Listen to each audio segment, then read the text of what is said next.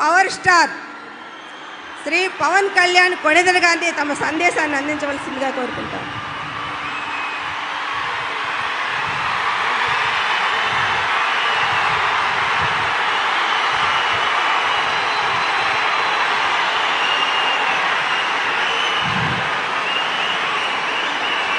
పితృదేవతల ముక్తి కోసం పరితపిస్తూ వారి వారసులు హిమాలయ పర్వత శ్రేణుల్లో ఉన్న గంగోత్రి నుంచి మొదలయ్యే గంగానది దారి కోసం ఎలా ఎదురు చూస్తున్నారో అలా గౌరవ ప్రధానమంత్రి శ్రీ నరేంద్ర మోదీ గారి రాక కోసం అభివృద్ధి లేక అప్పులతో నలిగిపోతున్న ఆంధ్ర ప్రజానికం, దాష్టీకంతో దోపిడీతోటి నలుగుతున్న ఆంధ్ర ప్రజానికం, అవినీతి అప్రజాస్వామిక విధానాలతో కొట్టమిట్టాడుతున్న ఆంధ్ర ప్రజానికానికి ప్రధానమంత్రి, మన ప్రియతమ ప్రధానమంత్రి శ్రీ నరేంద్ర మోదీ గారి రాక, గంగమ్మ తల్లి భూమి మీదకు వచ్చి హిమాలయాల నుంచి భూమి మీదకు వచ్చి ఎలా సేధనిచ్చిందో మన ప్రియతమ గౌరవ ప్రధానమంత్రి శ్రీ మోదీ గారి రాక ఈ ఎన్డీఏ పునర్కలయిక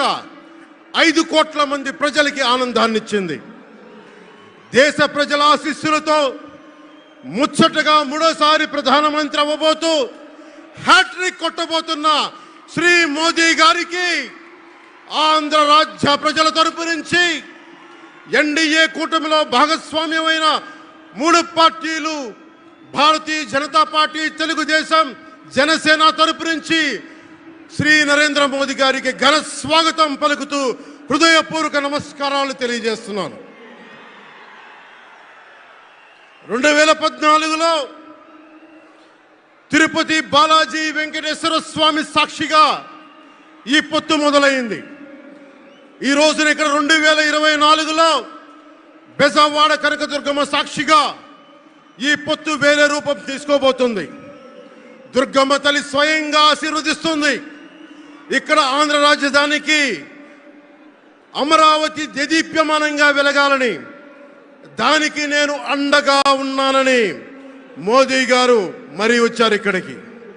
ఒక్కసారి మన కోసం వచ్చిన మోదీ గారికి, మన కష్టాలకు భుజం కాయడానికి వచ్చిన మోదీ గారికి, 5 కోట్ల మంది ప్రజల కోసం నేను ఉన్నానని చెప్పి వచ్చిన మోదీ గారికి ఒక్కసారి బలంగా కరతాళ ధ్వనులతో ఘన స్వాగతం పలుకుదాం.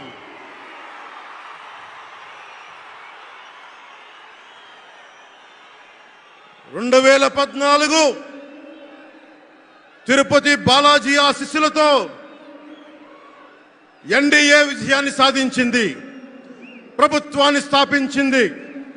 2024లో దుర్గమ్మ తల్లి ఆశీస్సులతో మొదలు పెడుతున్నాం. అంతకు మించిన ఘన విజయం సాధిస్తున్నాం. ఎన్డీఏ ప్రభుత్వాన్ని స్థాపిస్తున్నాం. బిడ్డలకి అండగా ఉండే దుర్గమ్మ తల్లి అయ్య కంటే ఒక ముద్ద ఎక్కువే పడద్ది. అలాంటి తల్లి ఆశీస్సులతోటి మన ప్రభుత్వాన్ని స్థాపించే దిశగా వెళ్తున్నాం. మోదీ గారు డిజిటల్ భారత్ అన్న నేపథ్యంలో దేశాన్ని మొత్తం తీసుకెళ్తా ఉంటే, ఇక్కడున్న వైసీపీ ప్రభుత్వం అధికారికంగా ప్రతి చోట క్యాష్ ఎకానమీ అయిపోయింది. దేశాన్ని డిజిటలైజ్ చేద్దాం, కరప్షన్ తగ్గిద్దాం, బ్లాక్ మనీని తగ్గిద్దామంటే ఆంధ్ర రాజ్యంలో, ఆంధ్ర రాష్ట్రంలో మటుకు బ్లాక్ మనీ ఎక్కువైపోయింది. ఉదాహరణకి సారా తీసుకుంటే, ఏరక్ వ్యాపారమే తీసుకుంటే, సంపూర్ణ మద్యపాన నిషేధం అని చెప్పి వచ్చిన వ్యక్తి ఈ రోజున మద్యాన్ని సారా ముఖ్యమంత్రి కాదు, అతను ఒక సారా వ్యాపారి. అతను ఈ రోజున 1,13,580 కోట్ల రూపాయలు 5 సంవత్సరాల్లో అఫీషియల్గా అన్అఫీషియల్గా సేల్స్ సాధి పెట్టారు. కానీ దాన్ని అండర్ రిపోర్ట్ చేస్తూ 84,050 కోట్ల మటుకు చూపించారని చెప్తా ఉన్నారు.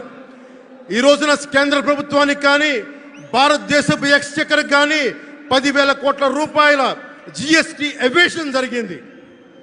అలాగే ఇసుక దోపిడీ, జేపీ వెంచర్స్ పేరు మీద ఆ బినామీలు ఎవరో తెలుసు, ఆ 5 మంది पवन, जरा पुलिस के लोग उनको नीचे उतारिए, नीचे उतारिए उनको। बिजली के तार हैं, आप क्या कर रहे हैं वहां?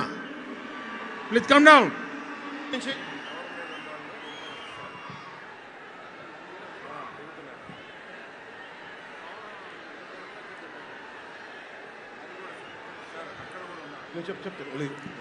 आपकी जिंदगी हमारे लिए बहुत कीमती है। प्लीज नीचे आइए आप। मीडिया वालों ने आपकी फोटो ले ली है, आप नीचे आइए।